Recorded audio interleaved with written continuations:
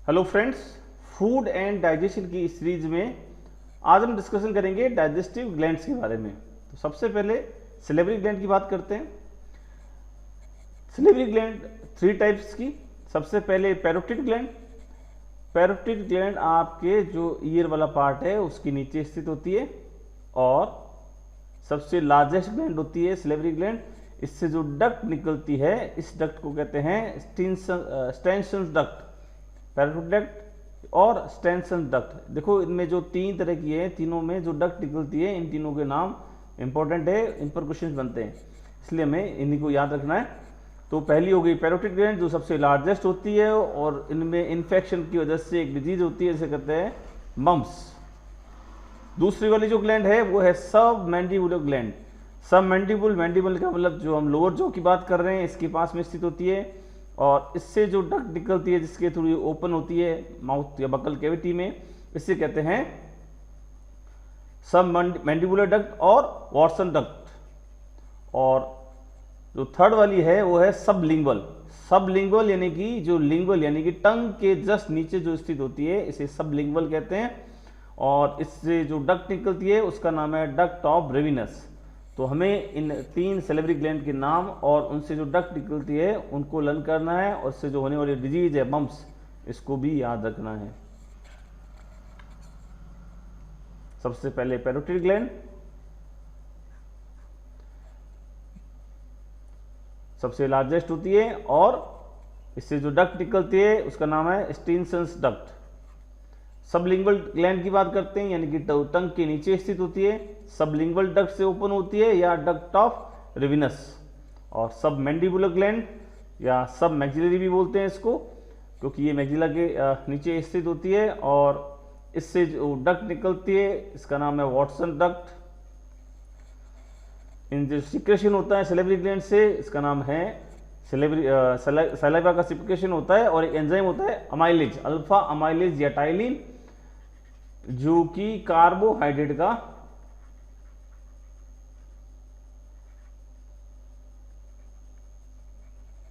Digestion करता है। इसके साथ लाइसो एंजाइम्स का सीक्रेशन करता है। ये जो सलाइवा होता है, सलाइवा में होता है लाइसोजाइम जो कि बैक्टीरियल सेल वॉल को तोड़ने का काम करता है। और तीसरा जो सलाइवा के अंदर होता है वो होता है आईजीए। आईजीए सीक्रेटरी आईजी है, इम्यूनोग्लोबुलिन है जो कि एंटी बैक्टीरियल एक्टिविटी शो करती है। एक और ध्यान रखना, सलाइवरी एमाइलेज जो है वो हर्बीवोर्स में एब्सेंट होता है। Salivary amylase is absent in herbivores. Mumps disease की हमने बात की थी कि जब पैरोटिड ग्लैंड के अंदर वायरल इन्फेक्शन हो जाता है तो जो डिजीज होती है उसे मम्स बोलते हैं। और जो सलाइवा है करीब एक दिन में 1 से 1.5 लीटर के करीब सीक्रेट होता है पर डे और इसकी जो पीएच होती है स्लाइटली एसिडिक यानी 6.8 के करीब होती है। और इसमें ये मिक्सचर ऑफ वाटर होता है यानी कि इसमें वाटर के साथ में इलेक्ट्रोलाइट्स जैसे कि सोडियम, पोटेशियम, क्लोराइड, बाइकार्बोनेट जो कि ब्लड प्लाज्मा से और म्यूकस और सीरस फ्लूइड के थ्रू इसके अंदर आते हैं। एंजाइम हमने पढ़ लिया, टाइलिन या अल्फा अमाइलेज, लाइसोजाइम जो कि एंटीबैक्टीरियल एजेंट होता है और आयंस के रूप में एक थायोसाइनेट आयंस भी इसके अंदर प्रेजेंट होता है।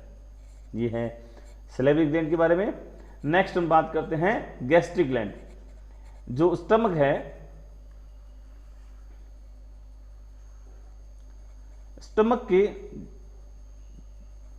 जो एपिथेलिया है उसके अंदर कुछ इस तरह की जो गैस्ट्रिक ल्यूमेन है उसमें इस तरह की स्ट्रक्चर्स मिलती है जो कि डिफरेंट गैस्ट्रिक जो सेल्स है जो डिफरेंट टाइप्स के हार्मोन, एंजाइम्स और म्यूकस का सीक्रेशन करती है। तो यहाँ पर ये गैस्ट्रिक पिट प्रेजेंट होती है जिसके अंदर कुछ इस तरह की ये ल्यूमेन बनी होती है। इस ल्यूमेन के साइड में डिफरेंट सेल्स सिचुएटेड रहती है जिसमें सबसे पहले है आपका म्यूकस सेल या नेक सेल।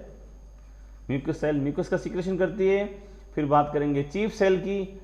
चीफ सेल जो है वो जाइमोजन और जाइमोजन में प्रोरेनिन और पेप्सिनोजन का सीक्रेशन होता है। जाइमोजन इनएक्टिवेटेड एंजाइम्स होते हैं जो कि HCl की प्रेजेंस में एक्टिव होते हैं अपनी एक्टिव फॉर्म में, जैसे कि प्रोरेनिन रेनिन के अंदर और पेप्सिनोजन पेप्सिन के अंदर एक्टिव होता है और प्रोटीन के डाइजेशन के लिए रेस्पॉन्सिबल होते हैं। साथ में कुछ मात्रा में गैस्ट्रिक लाइपेज और गैस्ट्रिक अमाइलेज का भी सिक्रेशन होता है। गैस्ट्रिक लाइपेज जो है वो लिपिड का और गैस्ट्रिक अमाइलेज कार्बोहाइड्रेट का डाइजेशन करते हैं, लेकिन यहाँ स्टमक में इनका पार्शियल डाइजेशन ही हो पाता है, कंप्लीट डाइजेशन स्मॉल इंटेस्टाइन में ही होता है।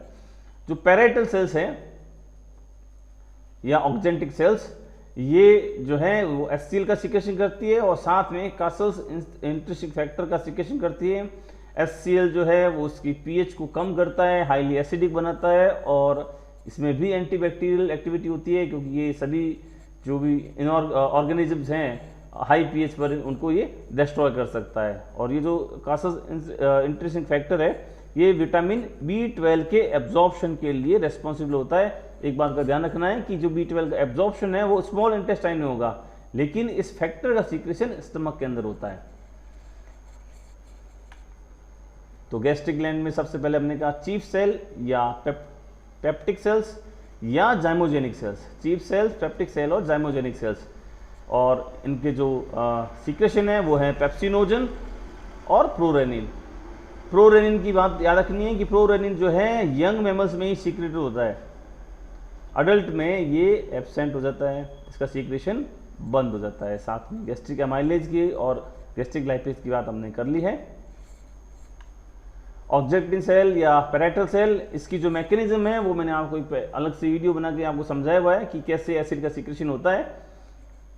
तो ये जो ऑक्जेक्टिक सेल है ये साइड वॉल के अंदर लगी होती है और HCl का सीक्रेशन करती है। HCl HINO को अलग फॉर्म में और Cl को अलग क्लोराइड आयन के फॉर्म में ये सीक्रेट करती है, जो कि ल्यूमेन के अंदर जाकर HCl का फॉर्मेशन करते हैं। साथ में कासल्स इंट्रिंसिक फैक्टर जो कि B12 के एब्जॉर्प्शन के लिए रेस्पॉन्सिबल होता है इन इलियम, याद रखना इलियम के अंदर एब्जॉर्प्शन करवाता है। तो secretion of Castle's intrinsic factor is in stomach but the absorption of vitamin B12 in ileum और स्मॉल इंटेस्टाइन। फिर बात करते हैं म्यूकस सेल्स की। म्यूकस सेल्स और गॉबलेट सेल्स। म्यूकस सेल्स जो हैं वो पूरी एलिमेंट्री कैनाल में फैले हुए होते हैं और म्यूकस का सीक्रेशन करते हैं। ये जो ओवरऑल गैस्ट्रिक जूस की हम बात करें तो इसकी pH करीब 1.5 से 2.5 होती है। इन्फेंट जो छोटे बच्चे हैं उनकी अगर गैस्ट्रिक जूस की बात करें तो उसकी pH होती है करीब 5 के आसपास, क्योंकि उनका जो बेसिक फूड है वो मिल्क ही होता है। करीब 2 से 3 लीटर जो गैस्ट्रिक जूस है पर डे सीक्रेट होता है। और एक बात और इम्पोर्टेंट कि सलाइवा या गैस्ट्रिक जूस या जो डिफरेंट डाइजेस्टिव जूस का जिनका सीक्रेशन किया जाता है वो वापस एलिमेंट्री कैनाल के द्वारा एब्जॉर्ब कर लिए जाते हैं। उनका बहुत कम हिस्सा ही एक्सीट आउट किया जाता है और मैक्सिमम हिस्सा जो है वो वापस रीअब्जॉर्ब कर लिया जाता है। तो हमने पेप्सिनोजन, गैस्ट्रिक लाइपेज और गैस्ट्रिक अमाइलेज की बात कर ली है। एक्सोक्राइन के साथ साथ एंडोक्राइन फंक्शन भी होता है स्टमक के अंदर। एक्सोक्राइन में हमने कहा कि ये जैसे पैराइटल सेल्स हैं या चीफ सेल्स हैं, ये सीक्रेट करती है डिफरेंट एंजाइम्स का, लेकिन एंडोक्राइन में डिफरेंट हार्मोन का सीक्रेशन करती है। तो इसमें एक होती है अर्जेंटाफिन सेल्स जो कि सेरोटोनिन, हिस्टामिन और सोमेटोस्टेटिन हार्मोन का सीक्रेशन करती है, और एक होती है जी सेल जो कि गैस्ट्रीन हार्मोन का सीक्रेशन करती है। तो हार्मोन का सीक्रेशन भी इस गैस्ट्रिक ग्लैंड द्वारा किया जाता है। तो एंडोक्राइन जो सेल्स हैं उसमें जी सेल हो गई या गैस्ट्रीन सेल्स जो कि अर्जेंटाफिन सेल्स भी कहलाती है, और ये सेरोटोनिन, सोमेटोस्टेटिन और हिस्टामिन इसका सीक्रेशन करती है। और जो गैस्ट्रीन सेल्स हैं, ये गैस्ट्रीन वाली सेल्स जो हैं, ये जी सेल्स, ये गैस्ट्रीन हार्मोन का सीक्रेशन करती है। सेरोटोनिन जो है ये वैसो कॉन्स्ट्रिक्टर होता है, यानी कि वेसल्स को कॉन्स्ट्रिक्ट करता है और स्टिमुलेट करता है स्मूथ मसल्स के कॉन्ट्रैक्शन के लिए। और सोमेटोस्टेटिन है ये सप्रेशर होता है the release of hormone from digestive tract. और ऐसे ही बात करेंगे हिस्टामिन की, तो हिस्टामिन का एक फंक्शन होता है HCl के सीक्रेशन के अंदर, और ये वॉल ऑफ जो ब्लड वेसल्स है इसको डायलेट करने का काम करता है। गैस्ट्रीन जो हार्मोन है ये स्टिमुलेट करता है गैस्ट्रिक ग्लैंड से गैस्ट्रिक जूस के सीक्रेशन के लिए। साथ साथ यहाँ पर स्टेम सेल्स भी पाई जाती हैं, क्योंकि किसी भी तरह का जो डैमेज होता है अपर एपिथेलियम है वो रिमूव होती रहती है, और उस पर वहाँ पर जो नई सेल्स आती रहती है तो उसके लिए स्टेम सेल्स रिस्पॉन्सिबल होती है। तो ये स्टेम सेल्स हैं, ये एपिथेलियम के पास में ही प्रेजेंट होती है गैस्ट्रिक ग्लैंड के, और मल्टीप्लाई करके रिप्लेस करती रहती है अदर सेल्स को। कई बार जैसे गैस्ट्रिक अल्सर हो जाता है तो उस केस में भी उनको रिपेयर करने के लिए स्टेम सेल्स ही रेस्पॉन्सिबल होती है।